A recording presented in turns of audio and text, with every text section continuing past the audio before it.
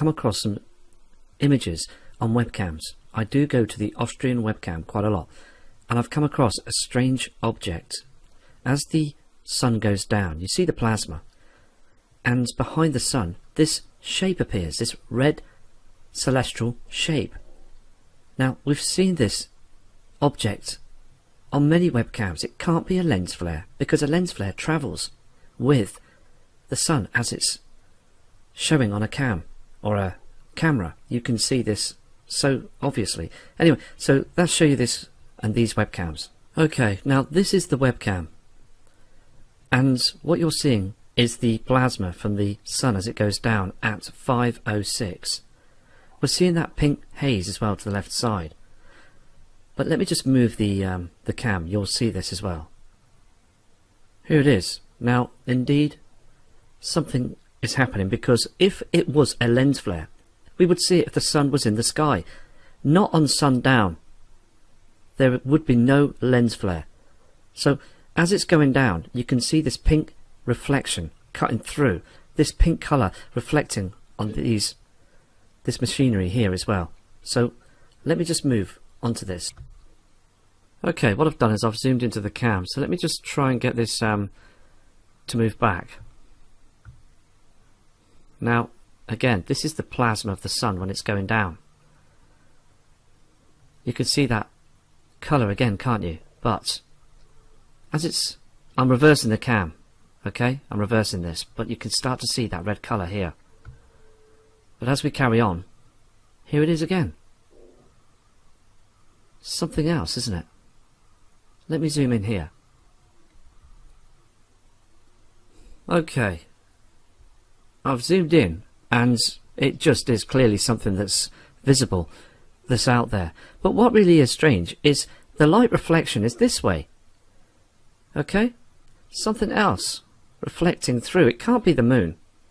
And also there's another reflection that's cutting through as well. Look at this pink reflection that's coming across. I believe that NASA can see this. They can see it clearly, and they don't want us to see this. It's being covered up. There's too much of a pink colour in our skies all across Earth. There's far too many people that are saying through emails that they're seeing this pink colour. So again, I mean, look on the webcams. It is really important to keep monitoring what's going on. This is the same webcam, okay? Now I've moved it down to 9:45. Please keep an eye on this area here, because what we're going to see is cloud formations, but there is a red celestial shape behind those clouds. If I can try and get this. Okay, now you see the cloud system, but if you look closely you can see that there's something spherical here. You can see this shape. It is strange, isn't it? And also look at the timestamp, 10:49, and when we go through the cam it gets very, very dark in the skies. 11:54, and then it goes to the 12 o'clock mark. We're still seeing a pink reflection and very, very dark skies. So whatever that is, it does indeed look very strange, doesn't it? There it is. Let me zoom into this.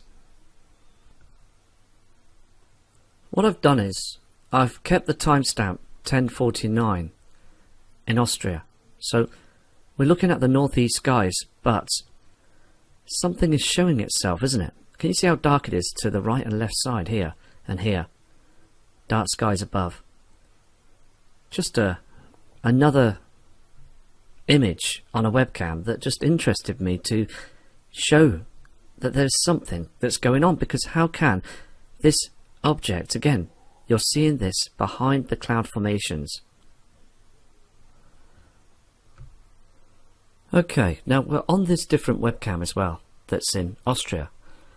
I want to show you this. It's quite interesting too, because when the this white object rises in the skies as Earth is rotating, you will see to the right hand side two other objects show themselves. Now again, you can see the timestamp there, can't you? 8:34 AM. But when the sun is moving across the sky, these other objects fade to the distance. Now again, these heavenly bodies are on an elliptical orbit. Now again, we've just got to think out the box. Could be anything else, but looking at this just really interested me, because again, it can't be anything else, because if it was a flare, it would follow with the area that we would see of the sun. So let's have a look at this. See if I can move this now.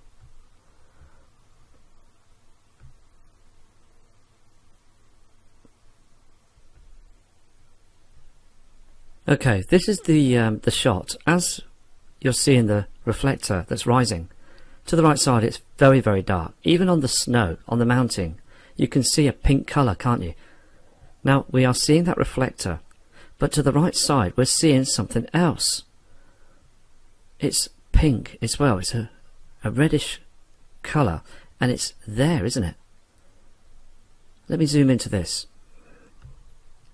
Here it is. Now, I've been to these webcams before and I've not noticed anything like that. There's no rain droplets on this webcam. It's just a clean, high definition webcam. And the skies are clear, showing again what you're seeing is something else. Now, when you look at this carefully, if it was a flare, you would see it in front to this left side.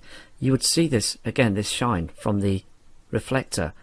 It's behind it. It's way out there. Something else. There's markings here and here as well.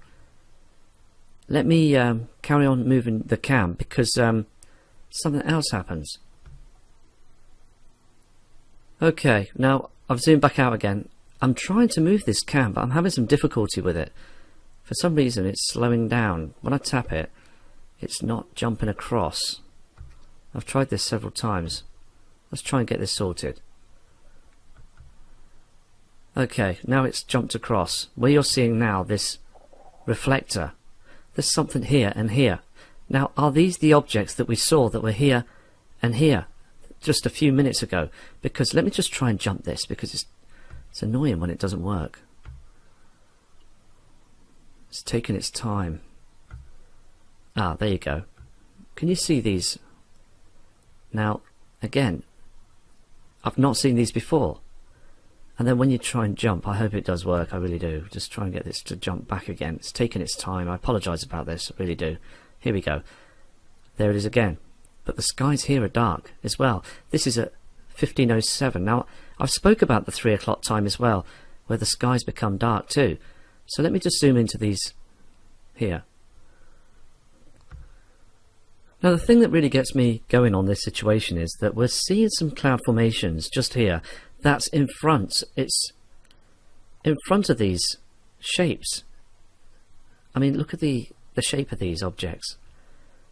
Now again, indeed, a lens flare would not do this. It would move and follow that we see of the sun. It wouldn't just go behind it and disappear on the horizon. Now, again, I've looked at other images and photos and footage and seen this red-pink haze that shows itself on the horizon and goes down to the northeast skies. But again, we just got to think out the box. It could be the moon, it could be Jupiter, it could be anything. So let me just try and get this back again. Here it is here. Let me just zoom back out.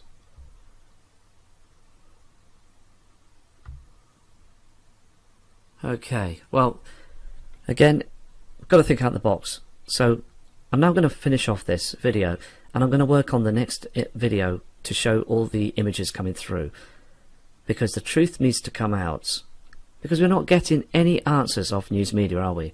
No answers at all. So take care, and I'll be back very, very shortly from Matt Rogers.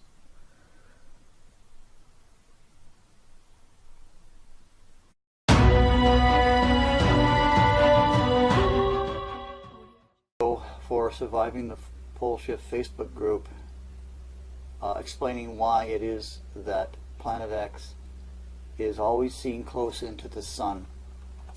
We had a new view of Planet X. I got this off of Pole Shift Ning. Here you can see the little lump on the side there, the classic angle, classic location. These are lens flares here. So as you can see, again, it's showing up close into the sun. So I want to explain why it is that Planet X does this. Let's start with an overview of the orbit of Planet X. Now, this is wrong. Nibiru, or Planet X, does not orbit in an elliptical fashion. So this is a fallacy. It orbits like this. We'll start here at 2002 when it entered our solar system.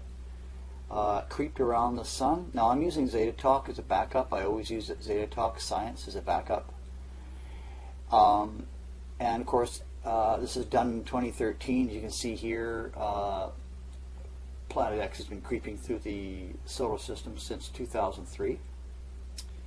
And so what happens is when Planet X is finally released from its from the ecliptic zone, where there's a great deal of energy flows happening there, it quickly goes past Earth, causes a magnetic lock-on to Earth, and passes by quite quickly, and Earth follows at the crust, and then lets go, and then the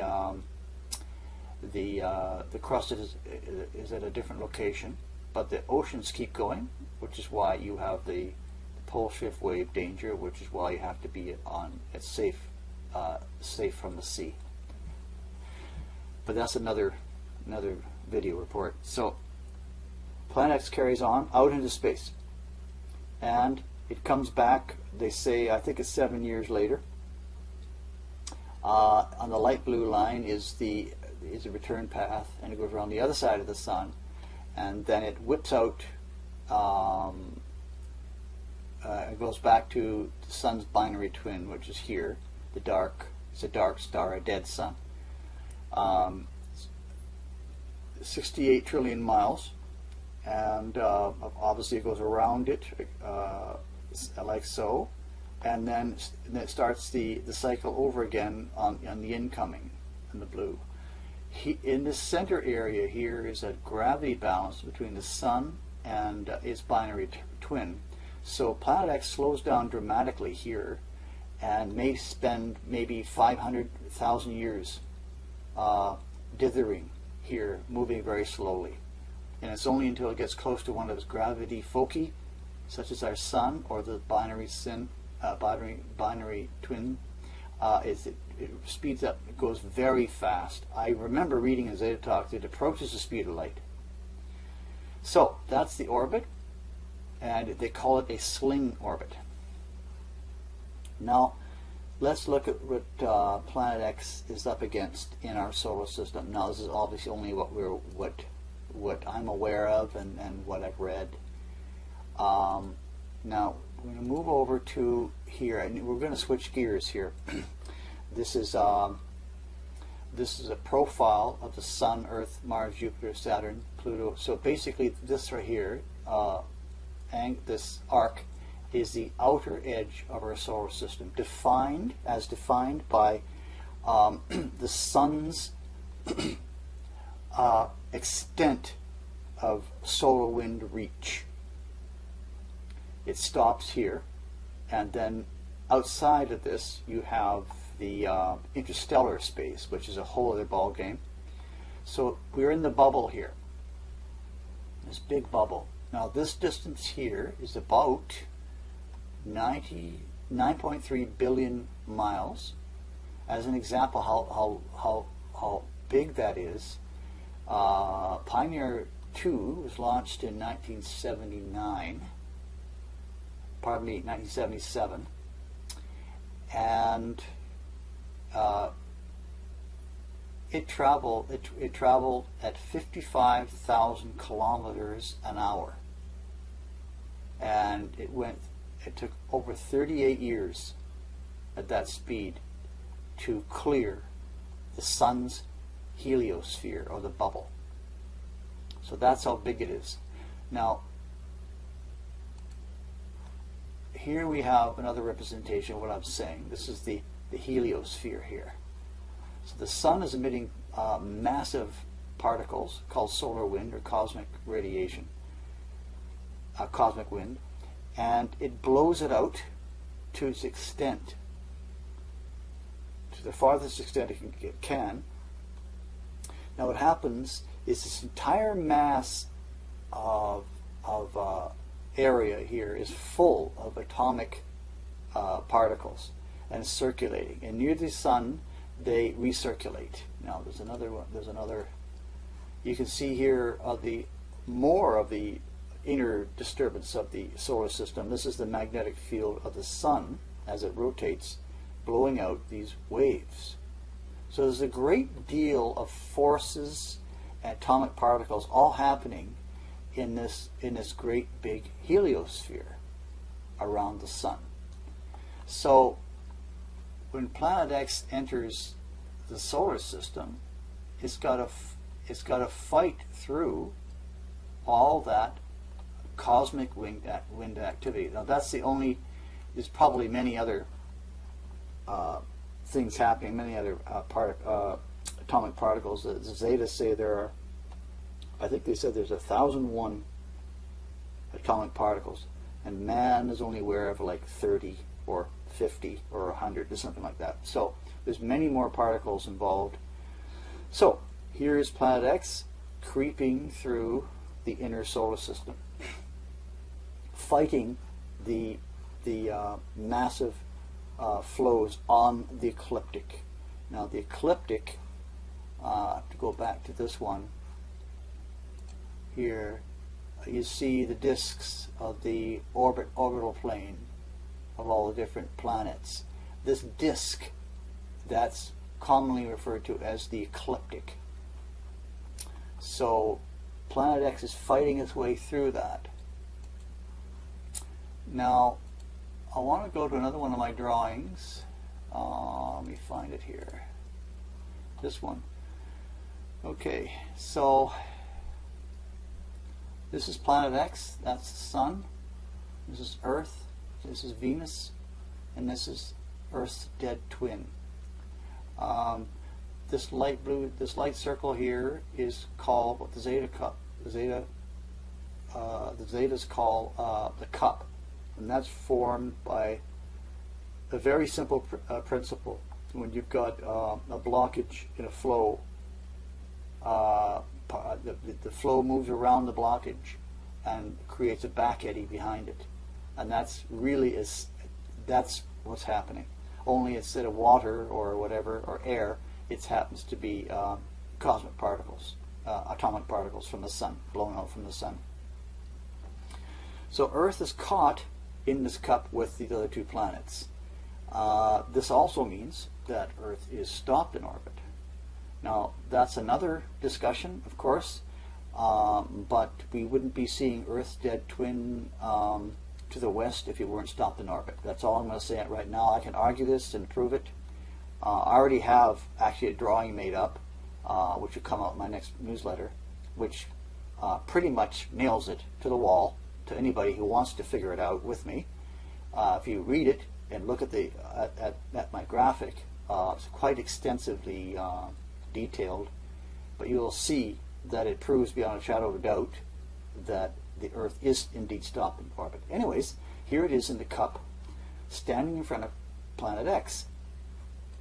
Now, that means that as Planet X advances in a clockwise movement through around the Sun, clockwise, against Earth and the rest of the planets anti-clockwise movement around the Sun, naturally on December 25th, 2003, Earth encountered Planet X moving from the opposite direction, popping up from the solar system south and into the orbital plane. So Earth had no choice but to stop. So ever since then, as Planet X has been creeping in its clockwise motion through the inner solar system, Earth and all the other planets in this cup have been pushed back. So what that means is that the Earth and Planet X are in a lockstep And that means that when Planet X advances a mile, Earth retreats a mile. Planet X advances for a few weeks, for 20 miles, Earth in the same period of time backs up the 20 miles. So they're locked into this while Planet X advances, is pushing them back. Also keep in mind that since the Planet X and the planets in the particle flow cup are one unit. They're one unit. They're moving together. So the only other player in this drama is the Sun, and it's really an access point. So you've got Planet X, Earth, Earth's dead twin, and Venus all sitting on a swing together, and the axis and the swing is hung from the Sun. So the Sun only is a backdrop to the drama between Earth and Planet X. So this is why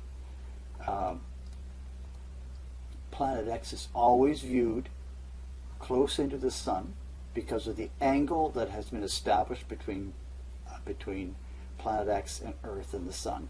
And that angle has remained more or less the same. Which is why we have sightings like this here that I referred to earlier. This is a constant. You always see Planet X here. And the reason for that, as I'm saying, is because we are locked in lockstep with Planet X, and the Sun is just an axis point. So it doesn't, for that angle doesn't change very much. The only thing that's going to change is when Planet